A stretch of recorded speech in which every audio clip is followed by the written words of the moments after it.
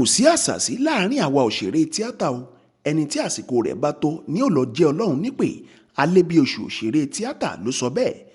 Gbajúgbajà òṣèré tíátà tí a mọ̀ mọ́ kíkó ipa babaláwo nínú àwọn eré orí ìtàgé tí a máa ń wò káàkiri nílẹ̀ yìí, Adéwálé Alebiosu tí gbogbo wa mọ̀ sí Awon olùpẹ̀nà, òun náà tún fi ọ̀rọ̀ ìyànjú tiẹ̀ náà ránṣẹ́ sí àwọn olólùfẹ́ eré orí ìtàgé nígbà tí ikọ̀ iléeṣẹ́ Prism 24 TV fi ọ̀rọ̀ wá lẹ́nu wò lórí bí àwọn òṣèré tíátà bíi mélòó kan ṣe jáde láyé tẹ̀léra wọn láìpẹ́ yìí.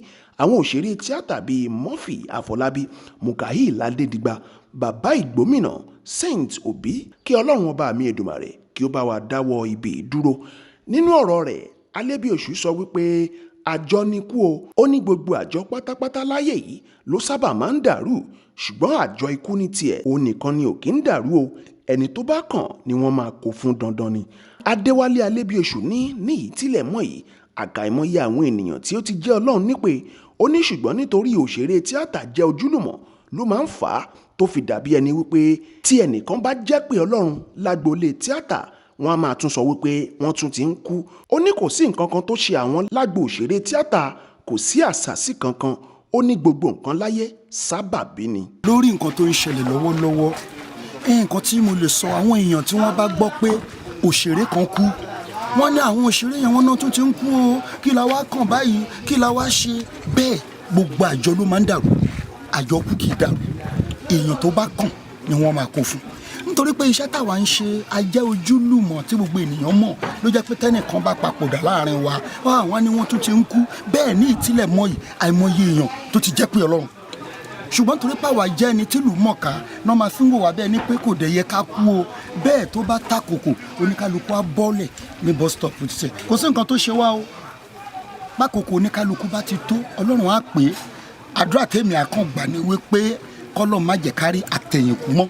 Ẹ̀yin yan wa tẹ́ ń wò wá nǹkan kan ò ṣe wá o, ayé ò ṣe wá, wọn ò sá sí wá, gbogbo nǹkan láyé yìí sábàbí Ọlọ́run. Olóka yí ọ̀sìn mọ́lẹ̀, olómi ń lé fẹ́gbẹ̀wẹ̀, òlásán ń lé fímọ̀ kí mọ̀ bóra.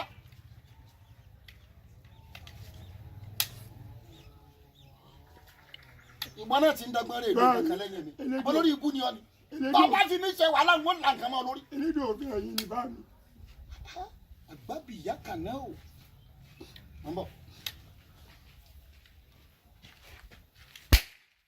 Ó wá gbà á ládùúrà wípé kí Ọlọ́run má jẹ́ ká rógun àtẹ̀yìnkù mọ́ lágboolé tíátà.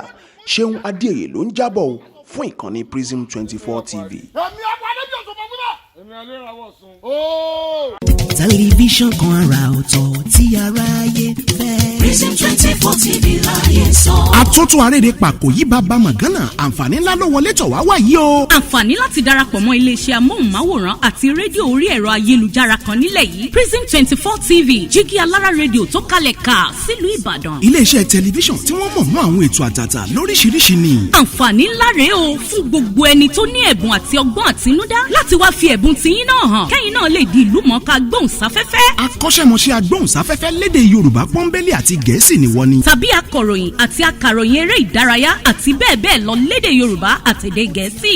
Ayàwòrán cameraman. Aṣàwòrán pọ̀ editor. Onímọ̀ nípa ìwádìí ìtàn documentary researcher. Onímọ̀ nípa ìpolongo ọjà lójú òpó ayélujára. E-marketer àti akọ̀wé secretary. Àǹfààní tún wà fún ẹni tí ò tí ì máa gbóhùnsáfẹ́fẹ́, ya àwòrán, so àwòrán pọ̀ àti bẹ́ẹ̀ bẹ́ẹ̀ lọ, ṣùgbọ́n tó gbàgbọ́ wípé o lè kọ́ṣẹ́mọṣẹ́ lórí ẹ̀. Àwọn nọ́mbàs wọ̀nyí ni kẹ́ ẹ pè fẹ́kúnrẹ́rẹ́ àlàyé o 0705 058 0241 àti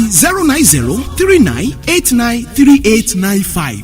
tàbí kẹ́ WhatsApp nìkan sórí +1347 285 7401. Lórí Facebook, Instagram àti Twitter ẹ kàn sí @Prism24 TV.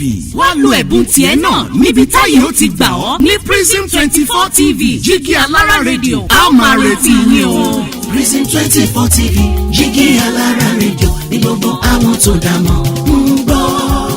Prism 24 TV jígí alára rédíò ní gbogbo àwọn tó dá mọ̀ ń sọ. Tẹlifíṣàn kan àrà ọ̀tọ̀ tí aráyé ń fẹ́. Prism 24 TV láyé sọ. Ó ti akájọ tẹ̀ síbi táyé ti tẹ̀ sí ó yá. Prism 24 TV.